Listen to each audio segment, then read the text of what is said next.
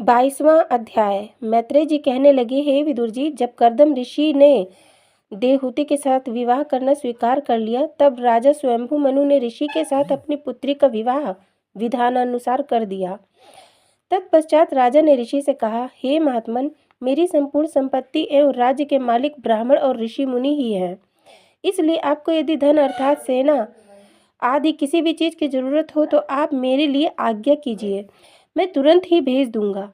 ये सुनकर कर्दम ऋषि ने मुस्कुराते हुए कहा, हे राजन, हमको इन वस्तुओं में से किसी की भी जरूरत नहीं है। इसके बाद जब राजा मनु और शत्रुपा अपनी पुत्री देवहूति को कर्दम जी के पास छोड़कर घर को चलने लगे, तब देवहूति रोते हुए कहने लगी। तत्पश्चात राजा और रानी उनको धीरज बंधाकर ऋषि से आज्ञा मांग चले गए।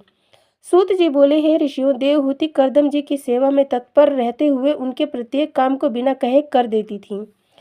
उधर स्वयंभू मनु ने बहिस्मतिपुरी में, जहाँ वराह भगवान के रोम गिरने से कुशा प्रकट हो गई थी और ऋषि मुनियों द्वारा मंत्र पढ़े जाने के कारण जिसमें असुरों का प्रवेश होना असंभव था, अपने सिंहासन पर बैठकर ये विचार किया कि मेरे पास राज्य और संपत्ति अधिक है। सांसारिक प्राणी अधिक धन हो जाने पर भी उसे अपने आनंद के लिए तो खर्च कर दे हैं, परंतु परलोक सुधारने के लिए दान पुण्य आदि कुछ नहीं करते। भगवान जिनको धन संपत्ति दे, उसे चाहिए कि वे उस धन को श्री नारायण जी के नाम पर शुभ कर्मों में अवश्य लगाएं।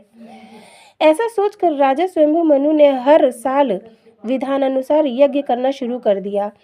वे नित्य प्रति प्रातःकाल ब्राह्मणों को अनेक गौवें और स्वर्ण इत्यादि बहुत सी वस्तुएं दान में देने लगे।